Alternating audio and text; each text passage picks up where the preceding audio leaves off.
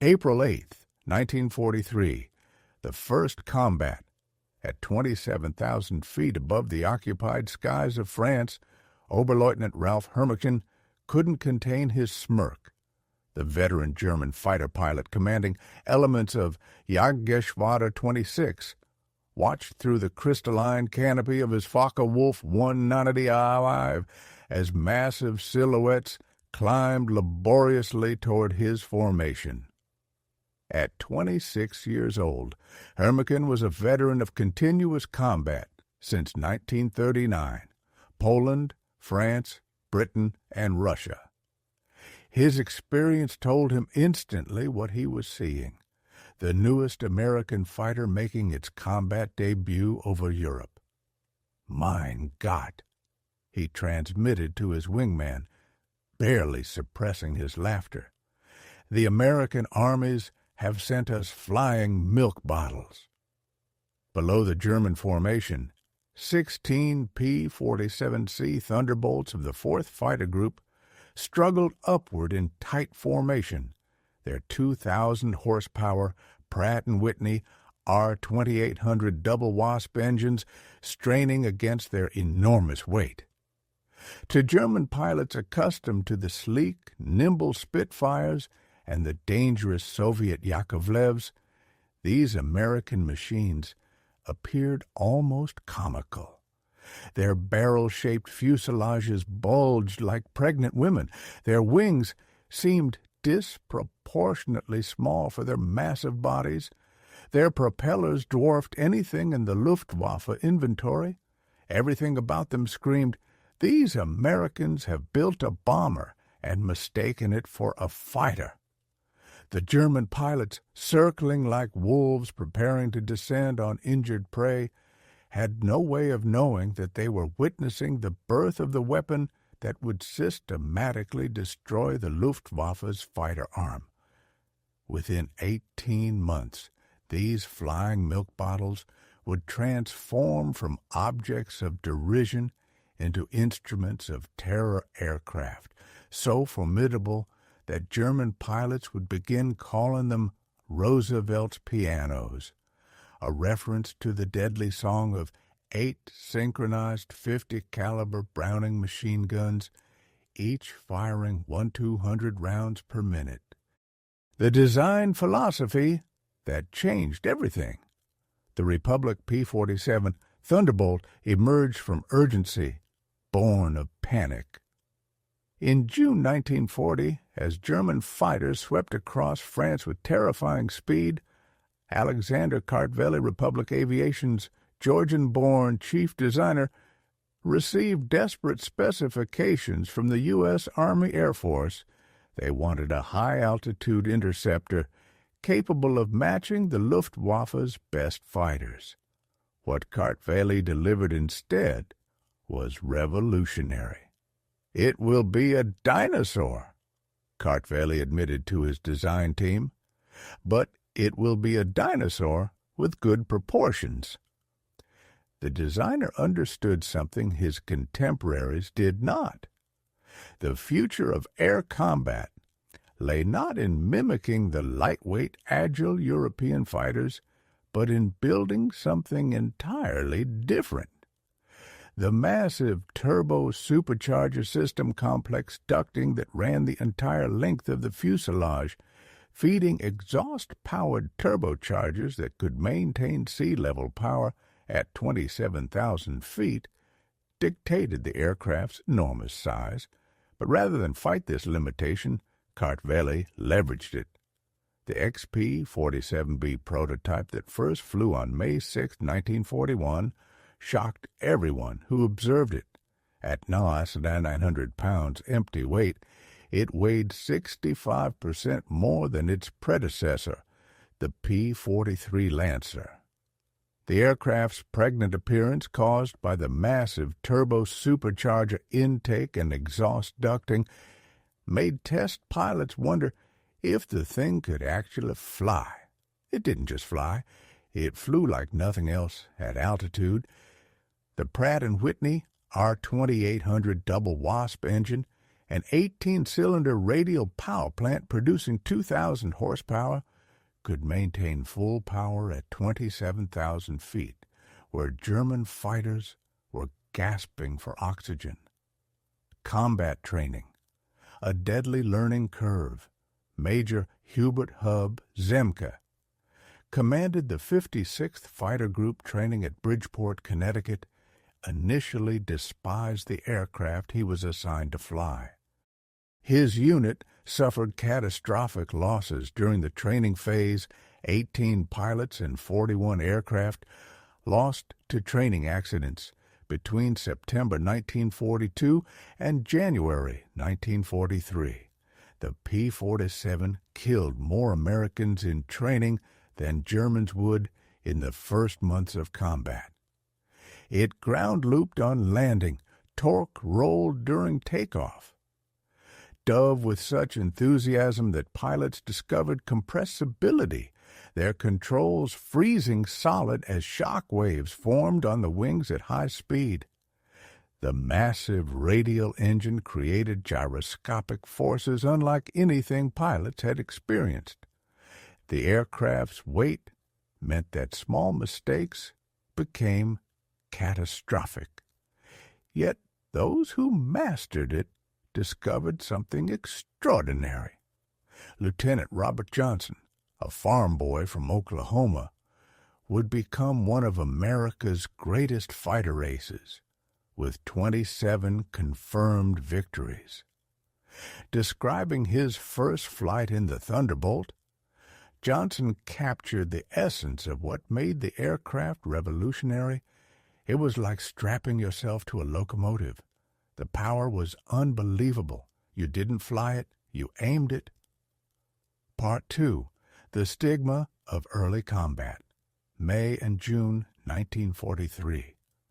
Confirmation of German superiority.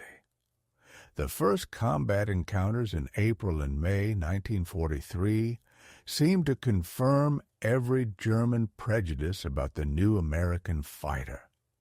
The P-47s couldn't turn with the Focke-Wulf 190s. They couldn't climb with the Messerschmitt 109s. They handled like a truck at the medium altitudes where most air combat occurred. Luftwaffe pilots quickly developed tactics to exploit these weaknesses. Attack from below, where the heavy Thunderbolt struggled to maneuver. Force-turning fights where agility mattered more than firepower. Exploit the aircraft's sluggish rate of climb. Hauptmann Josef Pips Prille, commanding officer of Jagdgeschwader 26, reported to headquarters after his first encounter with the P-47s. The new American fighter is meat for the slaughter. It flies like a truck, turns like a freight train, and climbs like a pregnant cow. Our boys are calling them Indianer fat targets, pretending to be warriors.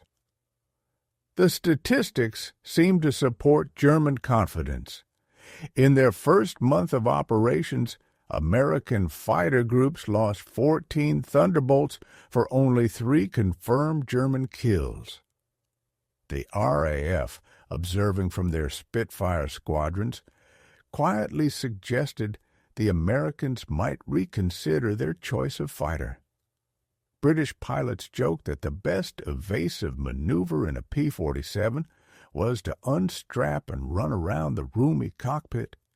But something strange was happening in those early engagements that German intelligence failed to notice. The durability factor, clues in the wreckage. The P-47s that were shot down had absorbed incredible punishment before falling. One aircraft returned from a May 4th mission with 21 cannon holes and over 100 machine gun strikes damage that would have disintegrated a Messerschmitt or Spitfire. The massive radial engine, lacking the vulnerable cooling systems of liquid-cooled fighters, shrugged off hits that would have stopped other fighters cold. More significantly, When P-47s did get their guns on target, the results were catastrophic. The Thunderbolt's weapons battery created a zone of destruction that German pilots had never experienced. Unlike the rifle-caliber weapons of early war fighters or the cannon with limited ammunition, the American fighter could maintain sustained fire for over 30 seconds, an eternity, in aerial combat. Each P-47 carried 3,400 rounds of 50 caliber ammunition distributed among 8 guns, creating a combined rate of fire of 6,000 rounds per minute. June 26, 1943. The day everything changed. On June 26, 1943, over Lozère, France, the legend of Robert Johnson was born. Johnson's formation of P-47s was returning from escort duty when they were bounced by 16 Focke-Wulf 190s from Jagdgeschwader 26, led by Oberleutnant Wilhelm Ferdinand Galland, the younger brother of the famous Adolf Galland. The Germans executed a perfect attack, diving from the sun with overwhelming speed advantage. Johnson's Thunderbolt, flying at the rear of the formation, was caught in crossfire. Multiple attackers poured fire into his aircraft. 20-millimeter cannon shells exploded across his airframe. The canopy shattered. Hydraulic fluid sprayed into the cockpit.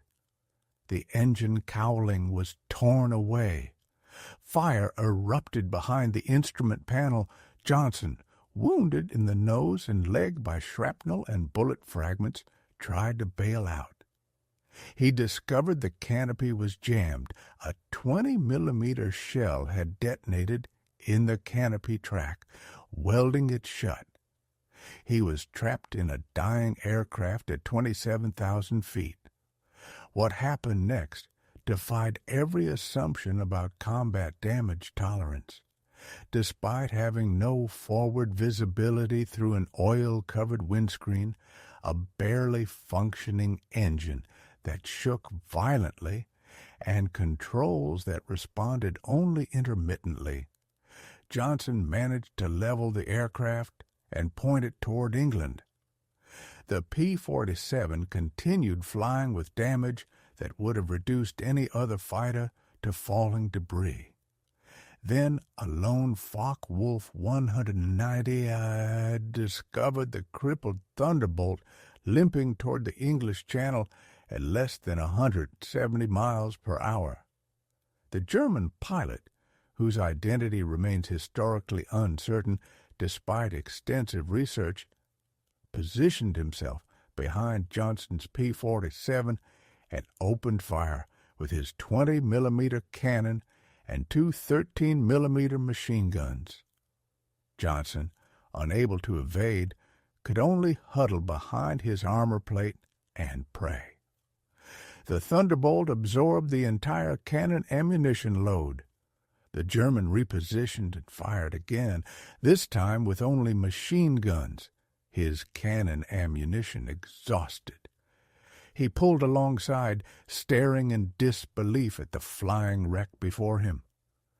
Johnson could see his face clearly, young, blond, and the expression shifted from confidence to confusion to something approaching fear. The German repositioned and emptied his remaining machine gun ammunition into the Thunderbolt. Still it flew. He pulled alongside one final time, shook his head in apparent amazement, gave an informal salute, and peeled away, presumably out of ammunition. Johnson's P-47 landed at Manston with its engine failing on the runway. The ground crew stopped counting bullet holes after reaching 200. One cannon shell had exploded inches from Johnson's head. Another had detonated against the armor plate behind his seat. The engine had taken direct hits.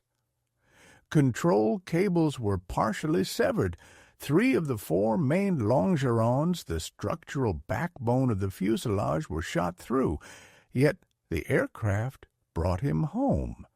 The survival of Johnson's aircraft sent shock waves through both air forces. American engineers studying the wreckage realized they had underestimated their own creation. German intelligence, receiving combat reports from elements of Jagdgeschwader 26, initially refused to believe it. No aircraft could absorb that much punishment, but testimony from multiple pilots confirmed the impossible. The Thunderbolt had taken everything the Luftwaffe's best fighter could deliver and survived. Part 3. Mastering the Machine. The Boom and Zoom Doctrine. By July 1943, American pilots were learning to exploit the P-47's true strength through brutal trial and error. Hubert Zemeke, the 56th Fighter Group's commander, had discovered the secret. Don't turn with them.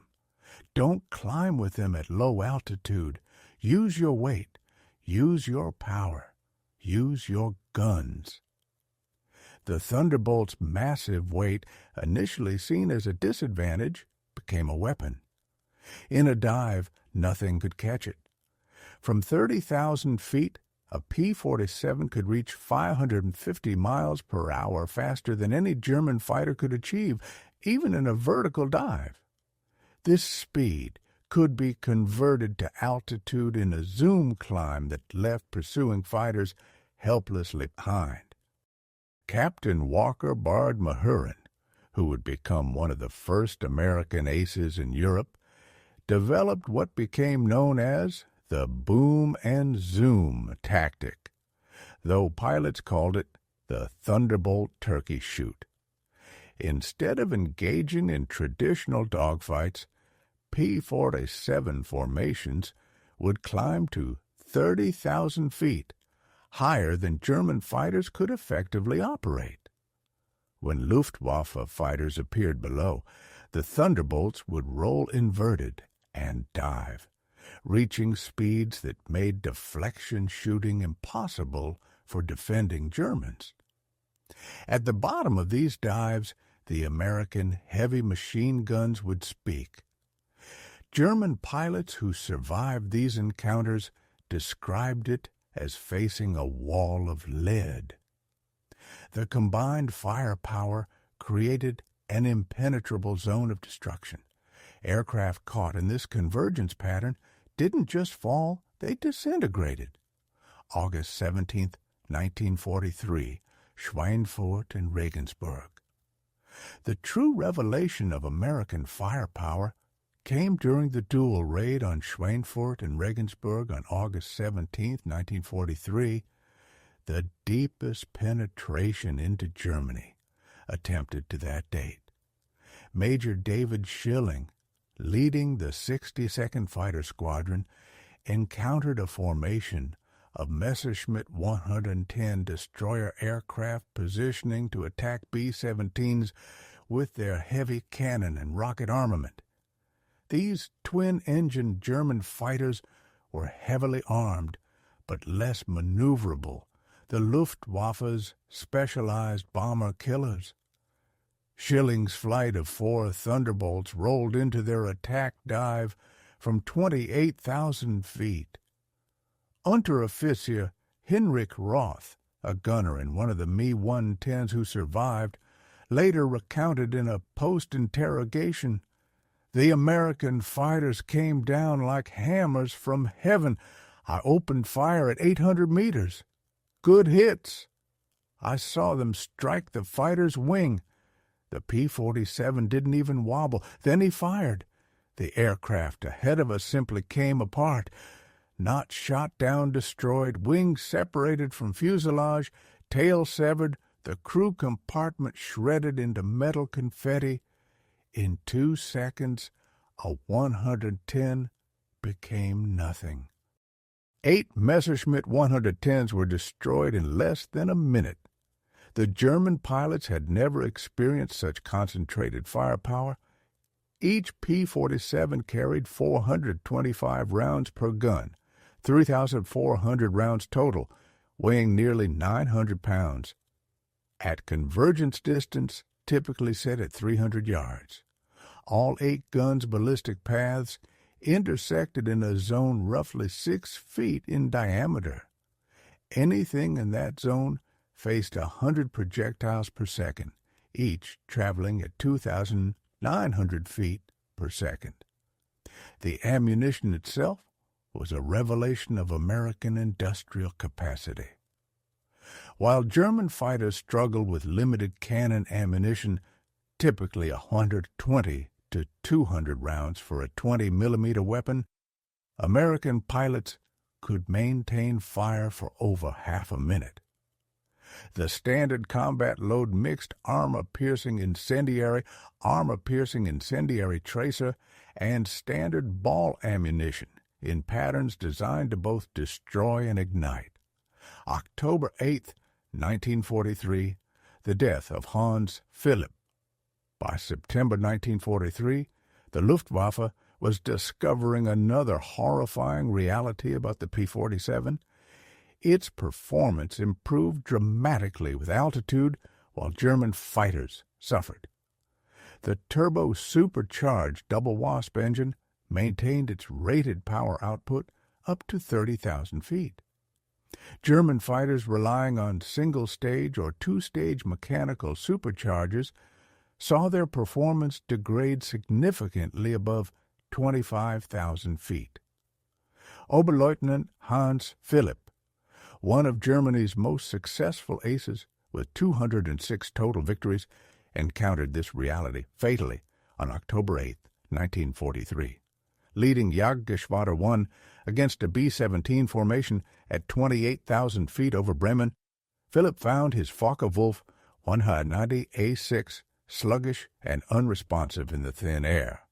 The BMW 801 engine, powerful at medium altitudes, was gasping for oxygen nearly 6 miles above the earth. When P-47s of the 56th Fighter Group dove on his formation from 32,000 feet, the German fighters were sitting ducks. Robert Johnson, now an experienced combat pilot on his way to ace status, was flying at 31,000 feet when he spotted Philipp's distinctive Focke-Wulf with its elaborate nose art. Johnson's combat report was clinical. Opened fire at 300 yards, 30-degree deflection. Observed strikes along entire fuselage. Enemy aircraft exploded. No parachute observed. Philipp's death sent shock waves through the Luftwaffe. If one of their best, a man who had survived over 500 combat missions on both eastern and western fronts, couldn't survive against the Thunderbolts, what chance did average pilots have? Part 4. Evolution of a Warrior. The Paddle Blade Propeller Revolution. In January 1944, a new variant of the P-47 began arriving in England that would complete the transformation from laughingstock to nightmare. The P-47 D-22 featured a Hamilton Standard hydromatic propeller with paddle blades 13 feet in diameter. These broad-chord blades bit into the air like massive oars, creating immediate and dramatic improvements in climb rate. Where earlier Thunderbolts had climbed at an anemic 2,200 feet per minute at sea level, the paddle blade variants could achieve 3,000 feet per minute, matching or exceeding German fighters at most altitudes. The massive propeller also improved acceleration, allowing P-47s to build energy faster in level flight. More importantly, the propeller's distinctive sound changed everything. The new sound, a deep, thundering roar created by blade tips reaching supersonic speeds, could be heard from miles away. German ground troops reported being able to identify approaching P-47s by sound alone. A deep, threatening rumble that meant death from above. They began calling it Donnerslag Thunderclap. Hauptmann Heinz Knoke of Jagdgeschwader 11, a veteran with over 200 combat missions, encountered the new variants in February 1944 near Hanover. He wrote in his combat diary, "The fat American fighters have learned to climb. We bounced a formation near Hanover, expecting our usual advantage. They turned into us and climbed with us. When we tried to disengage, they followed us up to 30,000 feet. Schmidt was caught and blown apart. Nothing left but smoke and fragments. These are not the same machines we laughed at last year." Extended range, the game changer. By March 1944, P-47s equipped with external fuel tanks could escort bombers deep into Germany. The standard configuration carried two 108-gallon wing tanks or a 75-gallon belly tank, extending range to over 1,000 miles. With the paddle blade propeller providing improved performance even when loaded, Thunderbolts could fight on equal terms immediately after dropping tanks. The Luftwaffe's response was to concentrate on the bombers, hoping to inflict enough losses to stop the American Daylight Campaign. But this required flying through the P-47 escort screen, an increasingly suicidal proposition. German pilots developed a grudging respect that bordered on fear for the big American fighters. Major Georg Rahl, one of Germany's top aces with 275 victories, mostly on the Eastern Front, survived an encounter with P-47s on March 6, 1944 that left him badly wounded. He later recalled, "We saw them above us, fat silhouettes against the sun. Someone laughed and said, 'Here come the flying pigs.' Nobody was laughing 30 seconds later. They came down like an avalanche, faster than we could react. The first pass destroyed 3 of our fighters just gone, transformed into burning debris. Their guns didn't fire in bursts like ours. They poured out solid streams of fire. Getting caught in that stream meant instant death." Part 5. The fighter-bomber revolution transitioned to ground attack. As more P-51 Mustangs arrived to take over long-range escort duties, in spring 1944, P-47 units increasingly focused on ground attack, a role that would make them the most feared aircraft in the German arsenal. The transition began in earnest in April 1944 as the Allies prepared for the invasion of France. The Thunderbolt's heavy machine gun battery proved equally effective against ground targets. The standard armor-piercing incendiary ammunition could penetrate the top armor of most German vehicles, while the sheer volume of fire could destroy soft targets in seconds. A 2-second burst put 160 half-inch projectiles into a target area the size of a truck. But it was the addition of bombs and rockets that transformed the P-47 into a true multi-role monster. The D-25 variant could carry 2 1,000-pound bombs under the wings and a 500-pounder under the fuselage A bomb load equal to early war medium bombers.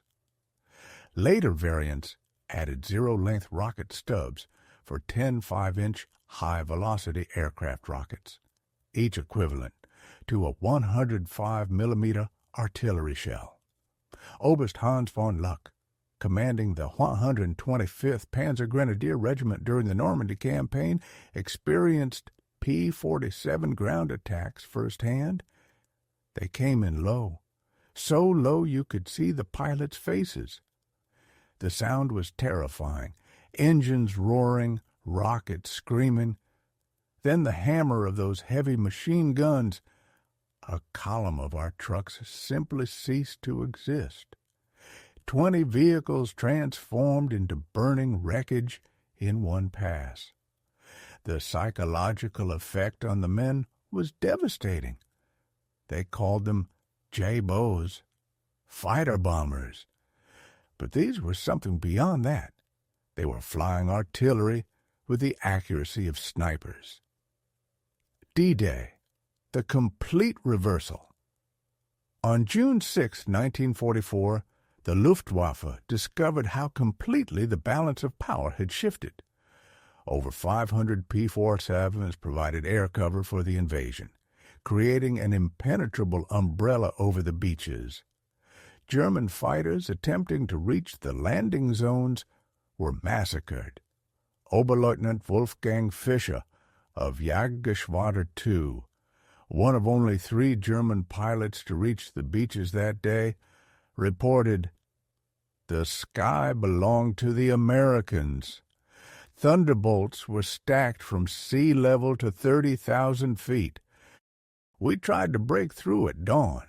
12 fighters from our group. I was the only one to return.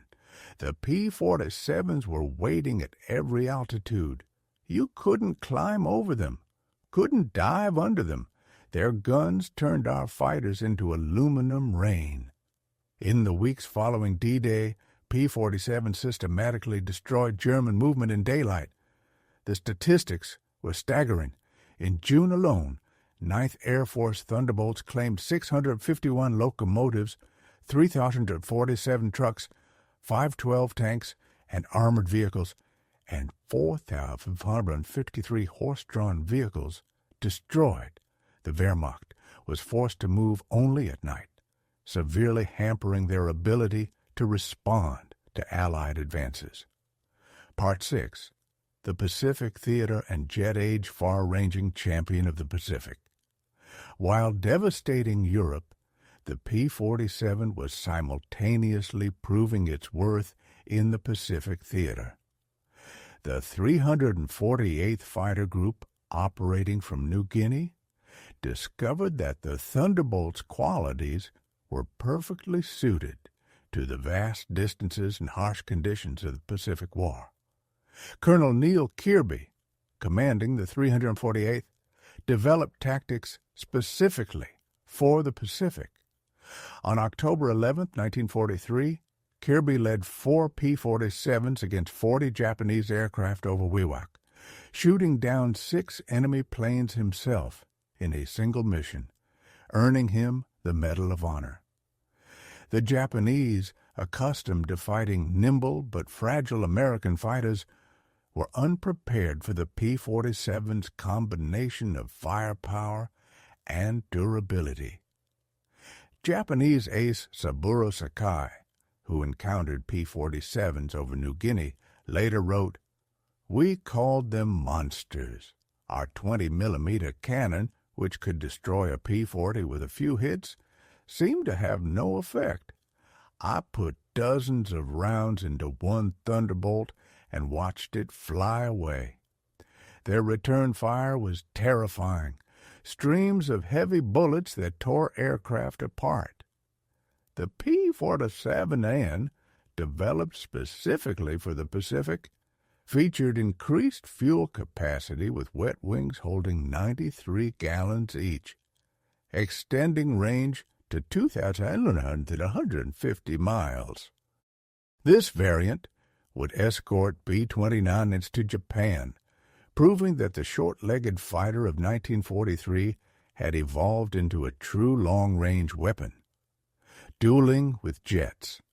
Perhaps the ultimate vindication of the P-47's evolution came in its encounters with German jet fighters. The Messerschmitt Me 262, with its 540-mile-per-hour top speed, should have been untouchable by propeller-driven fighters. But Thunderbolt pilots discovered they could catch jets in 2 situations: during takeoff and landing when jets were most vulnerable, and in high-speed dives from altitude. On November 27, 1944, Lieutenant Colonel John C. Meyer of the 302nd Fighter Group became one of the first pilots to shoot down an Me-262 with a P-47. Diving from 28,000 feet, Meyer's Thunderbolt reached speeds approaching 500 miles per hour, fast enough to catch the jet in level flight. The jet pilot, confident in his speed advantage, never saw the diving P-47 until Meyer's guns opened up at 400 yards. Meyer's combat report noted the enemy aircraft disintegrated under fire. Large pieces, including both engines, separated from the fuselage. The pilot did not escape. By early 1945, specialized P-47M variants were deployed specifically to counter German jets and V-1 flying bombs. With water methanol injection boosting power to 2,800 horsepower and refined aerodynamics, these ultimate Thunderbolts could reach 470 miles per hour in level flight at 30,000 feet, fast enough to intercept even jets under certain conditions. Major George Bostwick, commanding the 63rd Fighter Squadron equipped with P-47Ms, shot down 2 Me-262s in March 1945. His tactical report emphasized firepower over speed. The jets are faster, but they can't turn and they can't take punishment. One good burst from our battery, and they come apart like they're made of paper. They have to slow down to attack bombers. That's when we get them. Part 7. American Industrial Might Operation. Bodenplatte. The Last German Gamble. The ultimate demonstration of American industrial might came during Operation Bodenplatte, the Luftwaffe's desperate attempt to destroy Allied air power on January 1, 1945. Nearly 900 German fighters, including their best remaining pilots, launched surprise attacks on Allied airfields across Belgium and the Netherlands. At Y-34 Airfield near Metz, home to the 365th Fighter Group's P-47s, the attack initially succeeded.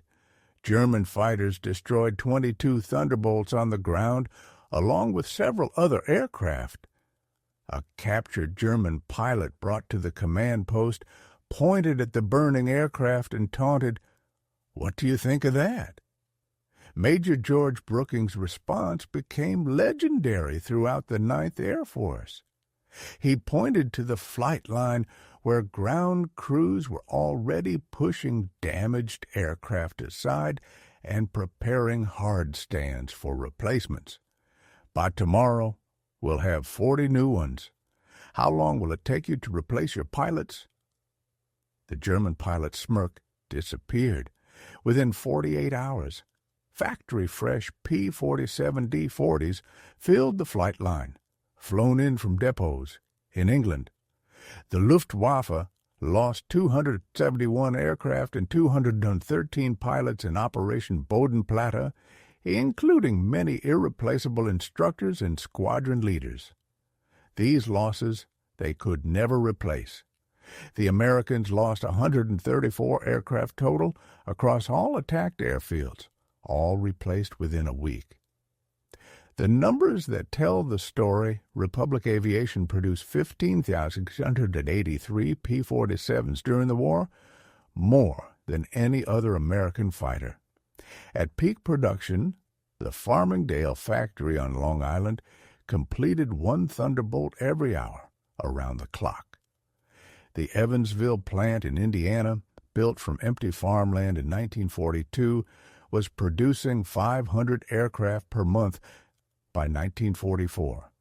Each P-47D required 65,000 individual parts, 8 miles of electrical wiring, 2,000 pounds of aluminum, and 300 pounds of rubber.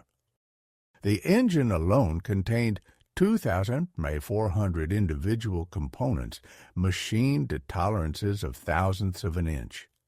Yet American workers, many of them women, who had never seen an aircraft before, Pearl Harbor assembled these complex machines with precision exceeding peacetime standards.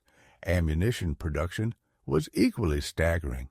Each P-47 sortie required 3,400 rounds of 50 caliber ammunition. With hundreds of Thunderbolts flying daily missions, ammunition consumption exceeded 10 million rounds per month by mid-1944. The Lake City Arsenal in Missouri, one of several ammunition plants, produced 30 million rounds monthly.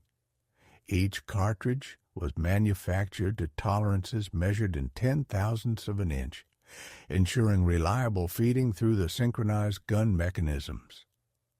The fuel consumption was enormous. Each Thunderbolt burned 100 gallons per hour in normal flight, up to 300 gallons in combat with water injection engaged. The 9th Air Force alone consumed over 25 million gallons of aviation fuel monthly by late 1944, all of it shipped across the Atlantic in tankers that were themselves products of American mass production. Pilot quality, the forgotten advantage. Even more impressive than aircraft production was pilot training. By 1944, the United States was graduating 30,000 pilots annually from advanced training, more than Germany had trained in the entire war. Each P-47 pilot received a minimum of 400 hours of flight training before entering combat, including 100 hours in advanced fighters. German pilots, by contrast, were entering combat with less than 100 hours total time by war's end. The quality showed in combat. American pilots arrived in Europe trained in formation flying, instrument navigation, gunnery, and tactics. They had practiced against captured German aircraft, understanding their enemy's capabilities and limitations. They knew their aircraft systems intimately, having studied technical manuals that German pilots never received. Lieutenant Eugene Roberts, arriving in England in September 1944, exemplified the American training advantage. I had 420 hours in my logbook, including 75 hours in the P-47. I'd fired at towed targets, practiced deflection shooting, studied gun camera film from actual combat. My first mission, I knew exactly what to do. The German pilot I faced couldn't have had half my experience. It wasn't even a fair fight. Part 8. The Final Transformation. German Reassessment. From Mockery to Dread. In March 1945, Oberleutnant Joseph Priller, the same pilot who had mocked the P-47s as pregnant cows 2 years earlier, was interviewed by German propaganda officials seeking to boost morale. His statement, deemed too demoralizing for publication, revealed the complete transformation in German attitudes. The Thunderbolt is the best fighter-bomber ever built.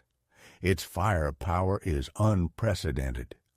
Weapons that never jam, never overheat, never run out of ammunition in normal combat. It carries bombs like a medium bomber, fires rockets like artillery, and fights like a fighter when needed. But beyond the machine is what it represents, Priller continued. Unlimited American production. They lose 10, they build 20, we lose 1, it's gone forever. Their pilots arrive better trained than our instructors. They have fuel for training, ammunition for practice, spare parts for everything. We have nothing but courage, and courage without resources is just delayed defeat. We laughed at them in 1943. We're not laughing now. When you hear those guns, you know death has come calling. The sound haunts us. Mechanical, precise, unstoppable. Like everything American, it's about overwhelming material superiority. They didn't beat us through better tactics or braver pilots. They buried us under an avalanche of steel and lead. The final months. By April 1945, the Luftwaffe existed largely on paper. Fuel shortages grounded most aircraft. Experienced pilots were dead or captured. Airfields were cratered ruins. But even with aircraft and fuel, German pilots faced an impossible equation. Attacking meant facing P-47 formations that owned every altitude from ground level to 40,000 feet. Feldwebel Klaus Brettschneider, one of the last German pilots trained in 1945, flew exactly one combat mission before the war ended. His encounter with P-47s over Leipzig lasted 12 seconds. I saw them diving from above, 4 Thunderbolts in perfect formation. I tried to turn, but they were too fast. The leader fired from 500 meters. My aircraft shook like it was hit by sledgehammers. The engine exploded, the wings separated. I barely escaped. In the parachute, I watched them destroy my entire staff. 6 fighters gone in under a minute. The sky rained burning aluminum and bodies. The psychological impact was complete. German pilots developed what medical officers called Jabo fever, physical symptoms of stress appearing when Thunderbolts were reported in the area. Veterans who had faced Spitfires and Hurricanes without fear became physically ill before missions against P-47s. The distinctive thunder of approaching Thunderbolts caused panic among ground troops who knew that survival meant finding cover immediately. Conclusion: the numbers of dominance. The final statistics of P-47 operations defied comprehension.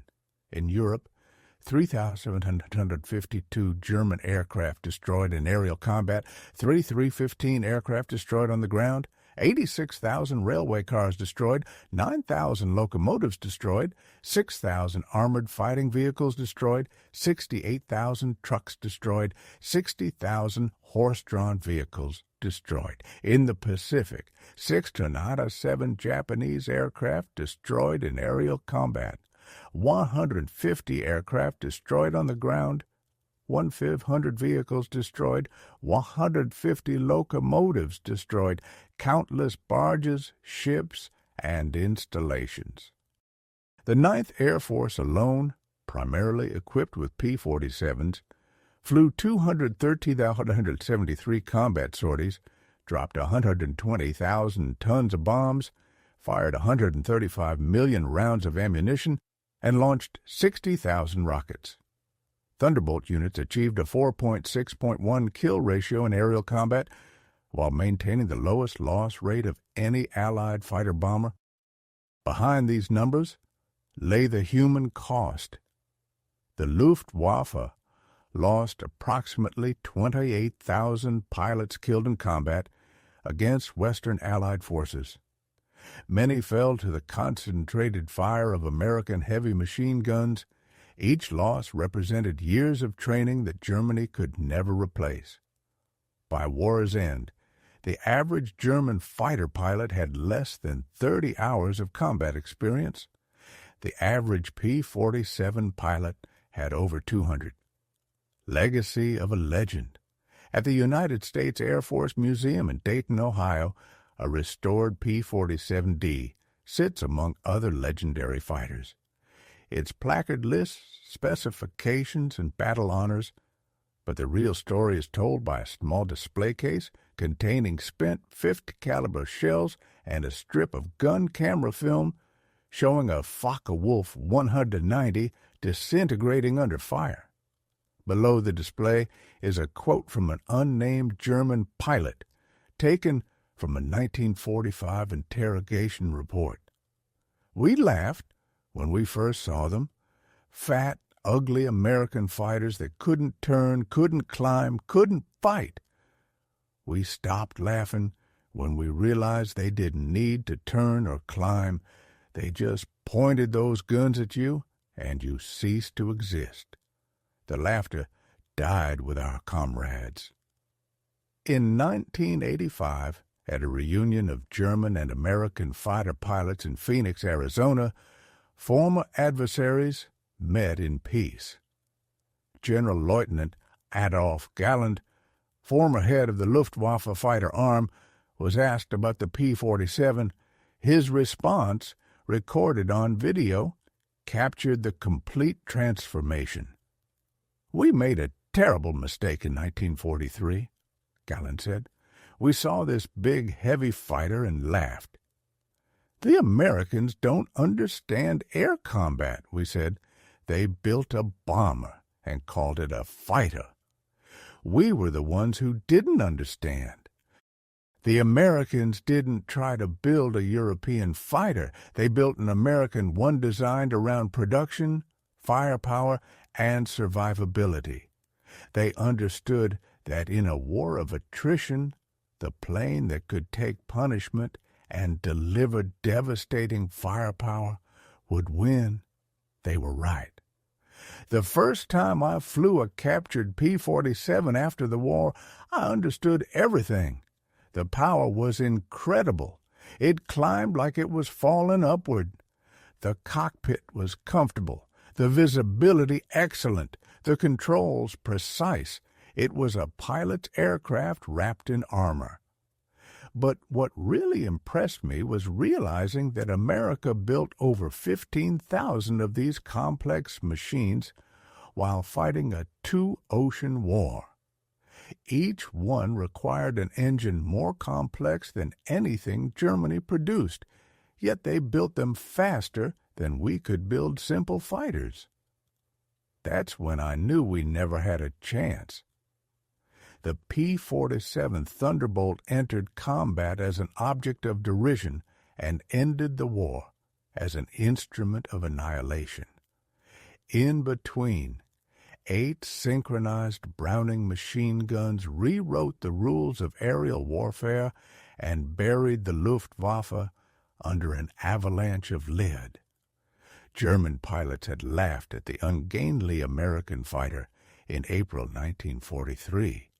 By May 1945, there were no German pilots left to laugh. The thunder had spoken, and the sky belonged to America.